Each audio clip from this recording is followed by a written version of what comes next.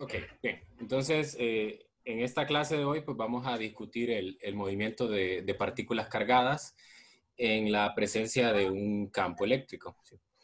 Bien, entonces, en principio, lo que debemos saber sobre este tipo de ejercicios es que nosotros vamos a tener un campo eléctrico debido a una fuente externa, que es una fuente con una magnitud pues mucho mayor que la partícula que vamos a tener, que es la que siente la presencia de ese campo. Estamos hablando de una fuente la cual usualmente no conocemos y no nos interesa realmente qué forma tiene o cuáles las características que tiene. A nosotros solo nos interesa saber cuál es la respuesta que va a tener la carga de prueba en presencia de ese campo eléctrico.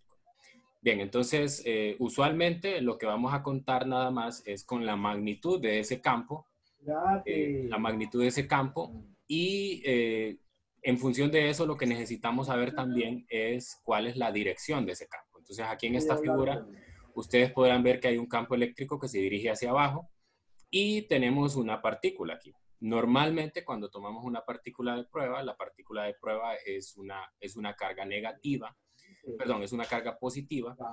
Entonces, el signo de la carga pues va a determinar realmente cuál es el movimiento que va a tener la partícula, ¿no? Entonces, las partículas que son de signo positivo van a seguir la dirección de las líneas de campo y las partículas que son negativas van a ir en contra de la línea de campo. Entonces, de esta figura nosotros podemos observar que la partícula tiene que tener una carga positiva porque se va a mover hacia abajo en la misma dirección de las líneas de campo. Si esta fuera una carga negativa, entonces esta se movería hacia arriba, ¿no?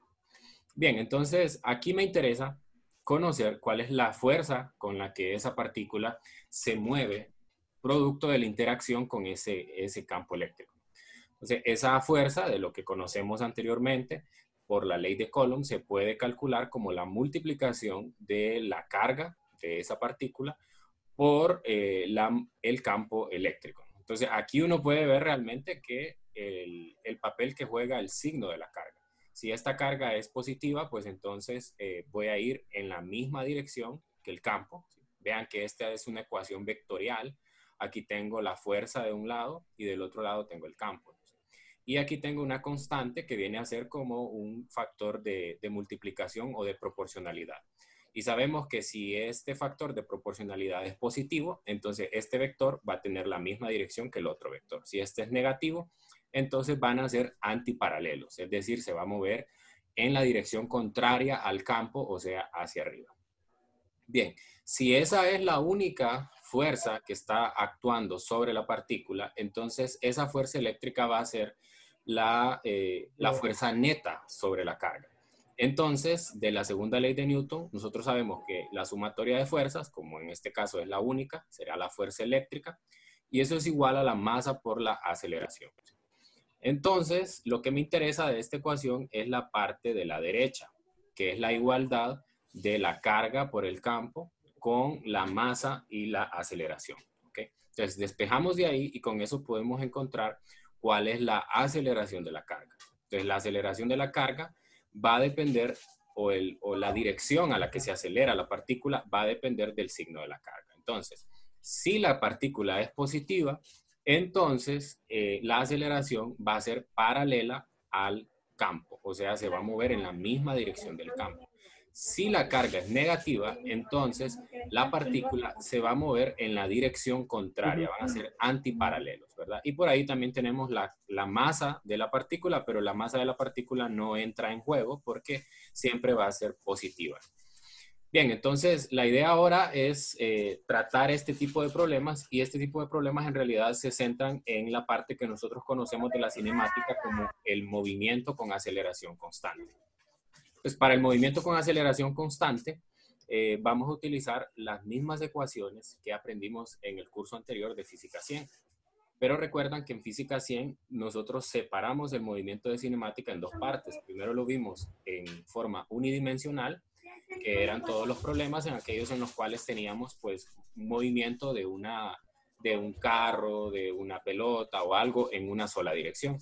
Y teníamos el movimiento bidimensional también, que es cuando estudiamos a los proyectiles. Entonces, aquí también vamos a hacer lo mismo. Vamos a separar en dos partes ese movimiento.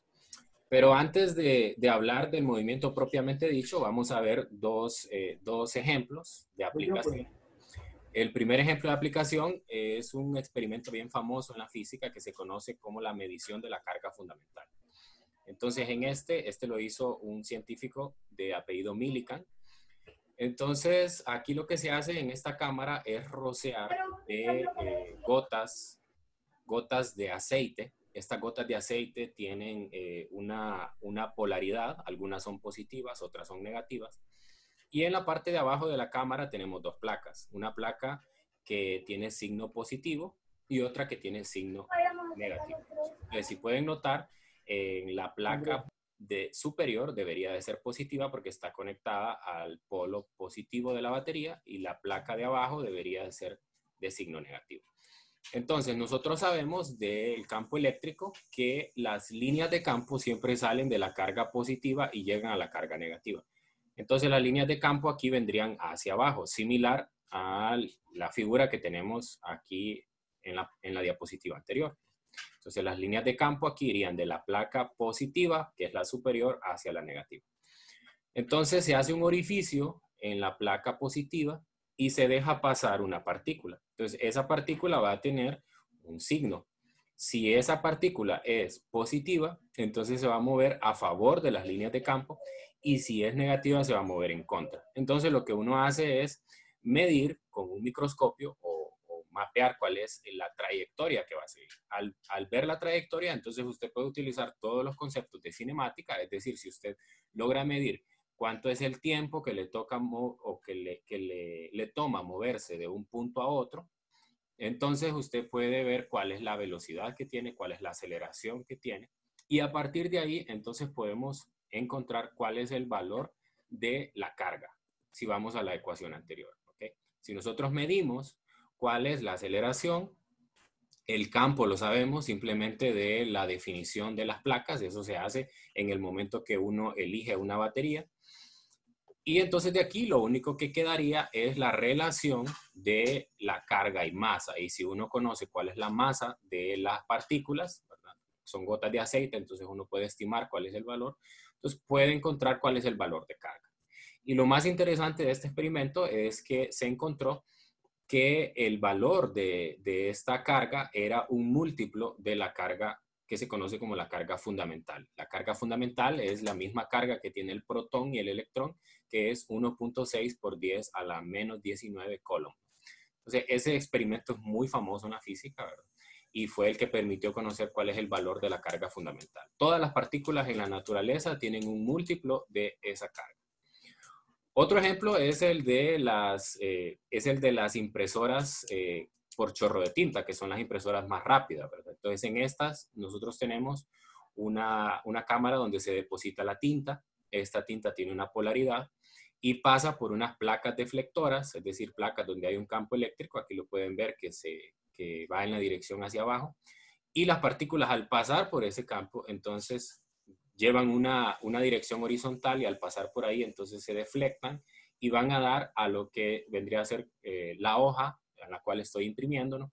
Entonces, si yo logro darle una carga particular a esa gota de tinta, entonces yo puedo ubicarla exactamente en un punto específico de la página, ¿no? Entonces, así es que funcionan este tipo de impresoras. Entonces, ahí les doy dos ejemplos de por qué es importante hacer el estudio de estos fenómenos.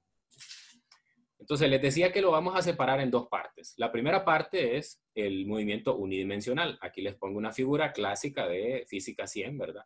Una moto que se va moviendo de un punto a otro, le toma cierto tiempo llegar a ese punto y hay una aceleración. Esa aceleración es constante, y en esos problemas típicamente uno lo que quiere hacer es calcular alguna variable cinemática. En este caso, según la figura, hay que calcular la velocidad final. Bien, entonces tengo que utilizar las mismas ecuaciones de la cinemática, ¿verdad? Las mismas que utilizamos antes. La única diferencia es que la aceleración ahora va a estar dada por la ecuación que vimos en la primera diapositiva. La aceleración se va a calcular como el producto de la carga, o sea, la partícula. Tengo que identificar qué tipo de partícula es, si es de carga positiva o de carga negativa y qué valor tiene y además cuál es su masa y el campo eléctrico de la región en la cual se está moviendo. Entonces, eso es lo único a definir. Luego las variables tienen el mismo comportamiento y para estos casos vamos a usar lo que se conoce como la disposición de placas paralelas. En una placa paralela, una placa tiene signo positivo, otra tiene signo negativo. Por lo que sabemos de campo eléctrico, las líneas de campo van a ir de la placa positiva a la negativa. Y entonces, dependiendo del signo de la carga que nosotros coloquemos ahí, esa va a ser la dirección que va a tener. Para lograr un movimiento unidimensional, lo que hacemos es dejar una de las partículas cerca de una placa. Entonces, en esta figura se nota una carga positiva y esa carga positiva está cerca de la placa positiva y por lo tanto va a sufrir una repulsión y se va a mover hacia la placa de signo negativo. Entonces, todas las variables cinemáticas las puedo medir. Por ejemplo, aquí en esta figura veo que la velocidad inicial es 0. Entonces, por ejemplo, aquí podría yo eliminar este término en esta ecuación y calcular la velocidad final que tiene antes de golpear la otra placa, simplemente conociendo el tiempo y la aceleración. La aceleración, como les decía antes, la calculo por la multiplicación de la carga por el campo entre la masa de la partícula. Normalmente trabajamos con protones y electrones y para eso ustedes ya saben que esos valores están tabulados, los pueden encontrar en el libro de texto, cuál es la carga del electrón, cuál es la carga del protón y sus masas. Entonces, aquí lo importante a recordar es que las cargas positivas se mueven a favor de las líneas de campo y las cargas negativas se mueven en contra de las líneas de campo. Aquí también, bueno, o puedo mencionar por qué se utiliza esta disposición de placas paralelas, y es que yo necesito que el campo sea uniforme. Para que el campo sea uniforme, significa que el campo va a ser el mismo en todo punto. O sea, que si yo coloco esta partícula en la parte de arriba, el tiempo que le va a tomar en ir de una placa a la otra va a ser exactamente el mismo, o si lo coloco abajo, el mismo tiempo. Entonces, en función de eso, se utilizan placas que tienen una distribución de carga uniforme. En esa distribución de carga uniforme, entonces en cada punto, al medir el valor de carga va a ser exactamente el mismo. ¿Sí? Y entonces, uno puede visualizar eso a partir de la separación que hay entre las líneas de campo. ¿Sí? Una forma de saber si el campo eléctrico es uniforme es ver que entre cada línea consecutiva existe la misma distancia. Entonces, si ustedes se fijan aquí, no es necesario medirlo, se nota, ¿verdad?, que la separación entre cada línea es la misma. Eso quiere decir que el campo en cada región es el mismo. Entre más pegadas están las líneas de campo, más intenso es el campo. O sea que si yo pudiese aumentar el valor de carga de estas placas, entonces yo aumentaría el campo eléctrico. Y lo que pasaría, visualmente eso se vería como una unión de las líneas. Las líneas quedarían más pegadas y el campo eléctrico sería más intenso. Y de lo que nosotros sabemos de la ecuación anterior, entre más intenso es el campo, aquí lo puede ver, la E es directamente proporcional a la aceleración. Entonces, más rápido se van a mover las partículas. Ok.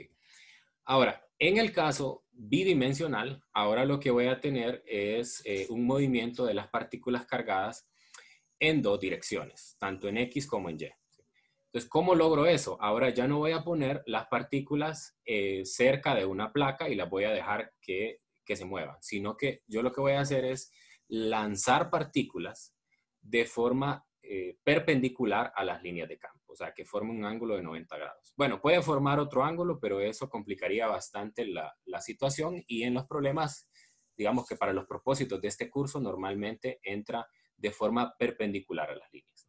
Entonces, al hacer eso, lo que uno esperaría es que si yo lanzo una partícula, esta va a seguir una línea recta, pero cuando pasa por las placas paralelas, entonces hay una atracción de la placa que tiene el signo opuesto a la carga y por lo tanto entonces hay una desviación de su trayectoria horizontal.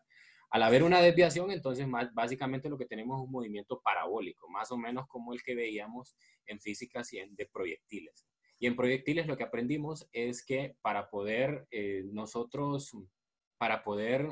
describir la trayectoria de un proyectil, necesitamos escribir dos ecuaciones de movimiento. Una ecuación de movimiento en X y otra ecuación de movimiento en Y. La diferencia es que en los proyectiles la aceleración estaba dada por la aceleración de la gravedad. Entonces, en este caso, la gravedad es despreciable, no la consideramos, y la aceleración es únicamente debido al campo eléctrico. Entonces, ¿por qué utilizamos problemas en los cuales la partícula entra de forma perpendicular a las líneas de campo?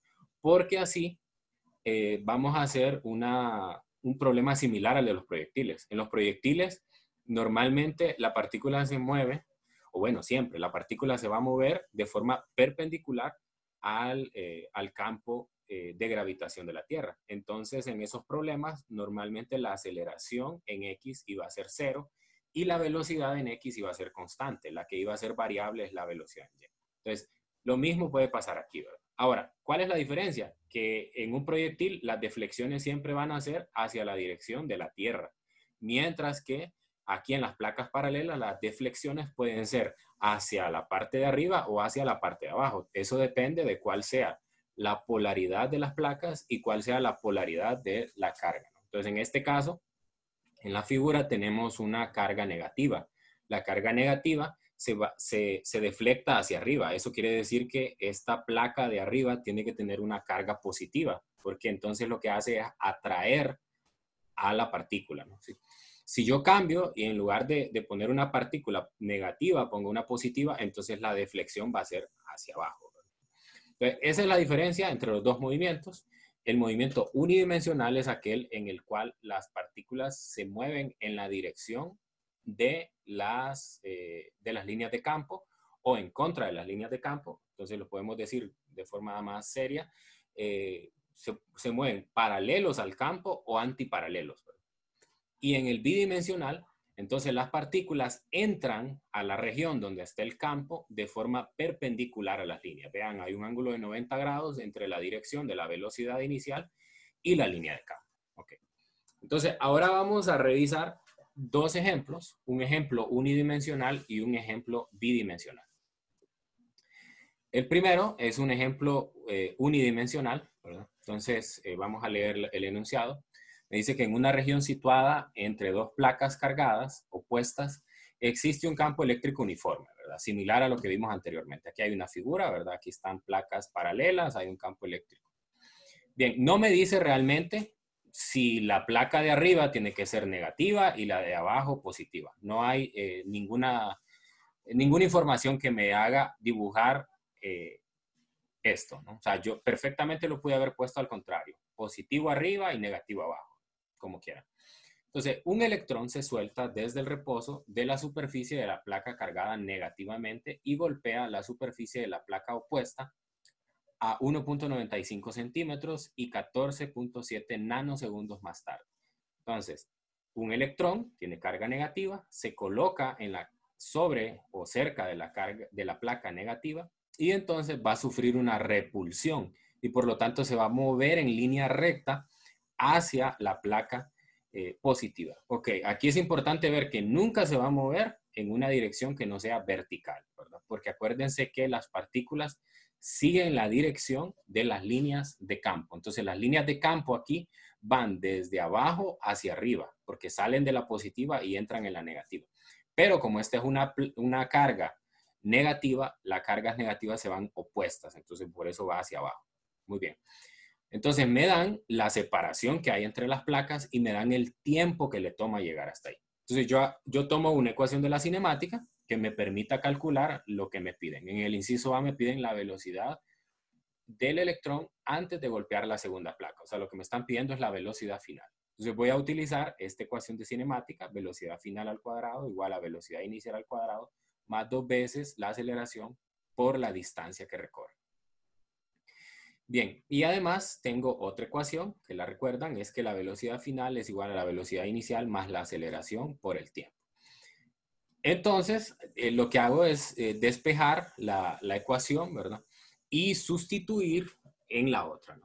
Entonces, esto lo pueden revisar ustedes despacio, ¿verdad? Pero la velocidad al final queda 2 veces la distancia entre el tiempo. Entonces, ahí ya me queda la ecuación solamente en función de dos variables.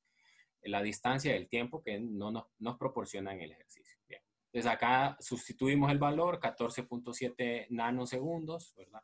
Recuerden que aquí utilizamos bastante los prefijos del sistema internacional, micro y nano. Micro es por 10 a la menos 6 y nano es por 10 a la menos 9. Entonces, sustituimos y lo que encontramos es que el valor es 2.65 por 10 a la 6 metros por segundo. Hacia abajo, obviamente, ¿verdad? Es una velocidad grandísima, solo para ponerlos en contexto, la velocidad más alta que se puede alcanzar en la naturaleza es 3 por 10 a la 8, que es la rapidez de la luz, ¿no? O sea, bastante cerca de ahí, ¿no? Entonces, los campos eléctricos son bien intensos y las partículas se mueven prácticamente de forma instantánea. Si se fijan, es un tiempo excesivamente corto. En el inciso B me piden cuál es la magnitud del campo eléctrico, ¿no?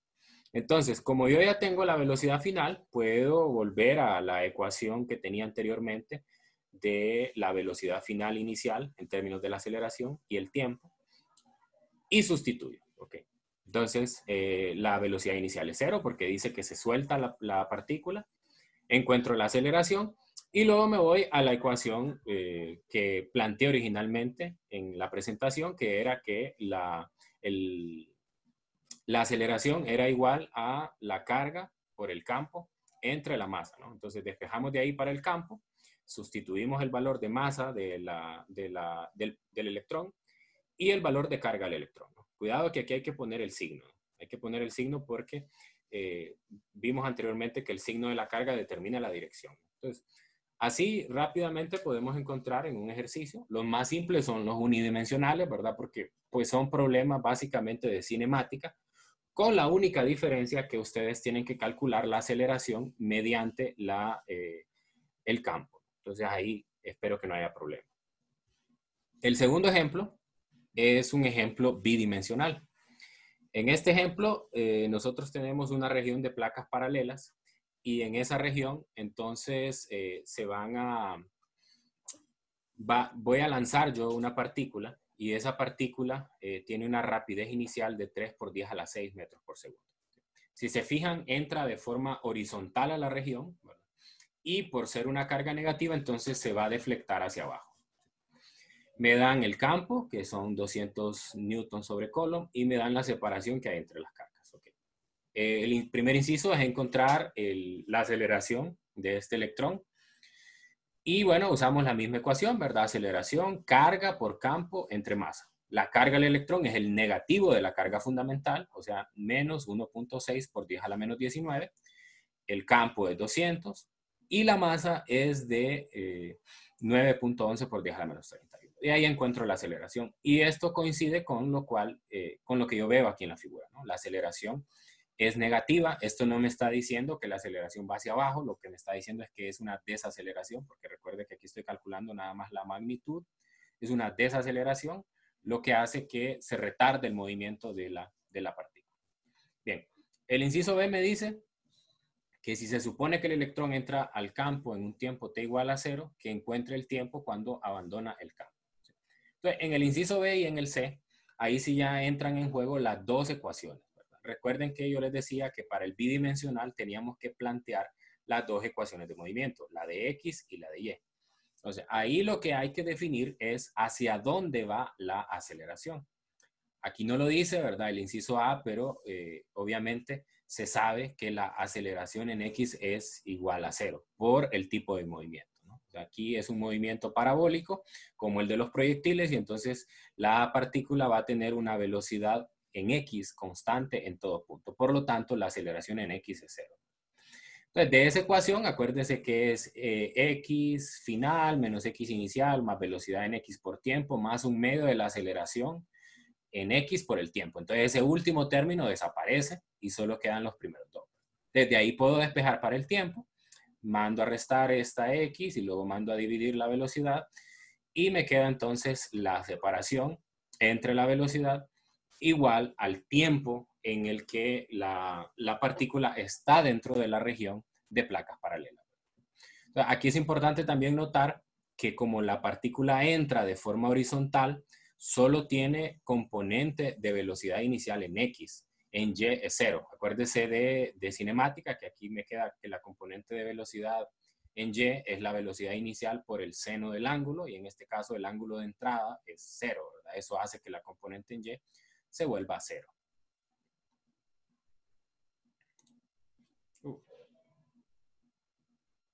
No sé si me están escuchando, creo que ya estamos en el límite de tiempo. Bien. Ok, entonces alguien que me hable por ahí, si me están escuchando bien. Súper bien, Sí, licenciado. sí lo escuchamos. Ok, Sí, sí. terminemos rápido, pues porque ya vamos media hora. Ok, entonces, el tiempo es este. Ahora lo que me piden es que encuentre cuál es la posición vertical, es decir, cuál es la coordenada en Y que tiene la partícula cuando va saliendo de la región de las placas paralelas, ¿no? Entonces, para eso, tengo que recurrir a la otra ecuación de movimiento, que es la ecuación de movimiento en Y. Para la ecuación de movimiento en Y, entonces, pues me dice que asuma que la posición inicial en Y es 0, entonces por eso el primer término se me hace 0. El segundo término también se me va a hacer 0, recordando lo que les decía anteriormente, que la componente de velocidad inicial en Y es 0, y solo me va a quedar un medio de la aceleración en Y por el tiempo al cuadrado. Y la aceleración en Y ya la encontré anteriormente, el tiempo lo encontré en el inciso B, y así entonces puedo encontrar cuál es la posición que tiene cuando sale de la región. Eso quiere decir que sale a 1.95 centímetros por debajo de donde empezó. ¿Okay? Aquí empezó en 0 y sale a 1.95 por debajo.